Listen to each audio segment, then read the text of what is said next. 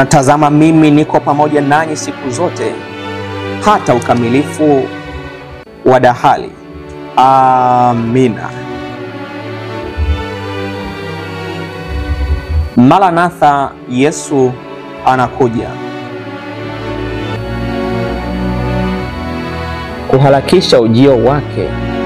Januari 11.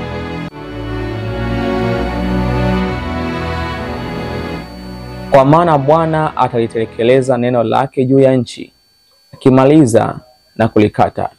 Warumi 9:28.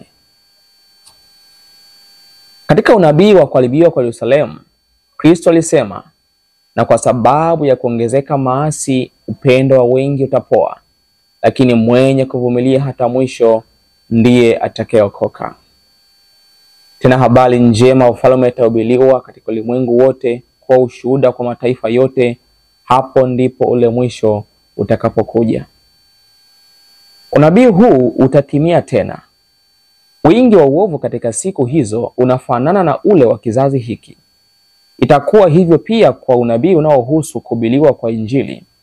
Kabla ya kuanguka kwa Yerusalemu, Paulo akiandika kwa uwezo wa Roho Mtakatifu, alisema kuwa Injili ilikuwa imehubiriwa kwa viumbe vyote vilivyo chini ya mbingu, kwenye Wakolosai 1:23.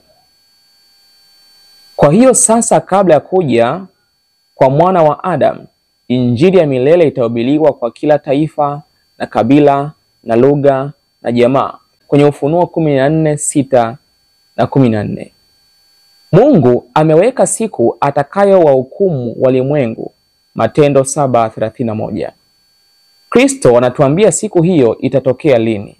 Hasemi kwamba ulimwengu wote utaongolewa, ila habari njema ya ufalme itahubiriwa katika ulimwengu wote kwa ushuhuda kwa mataifa yote. Hapo ndipo ule mwisho utakapokuja. Tunao uwezo wa kuharakisha kurudi kwa Bwana kwa kuhubiri Injili kwa ulimwengu.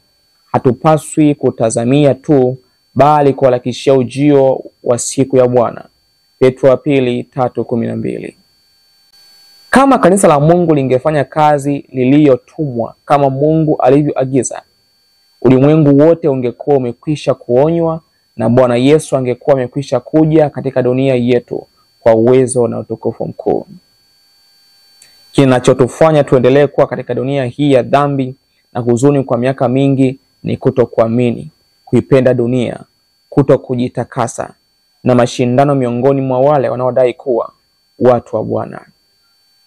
Tunaweza tukaendelea kubaki katika dunia hii kwa miaka mingi zaidi kwa sababu ya ukaidi, kama ilivyokuwa kwa wana wa Israeli.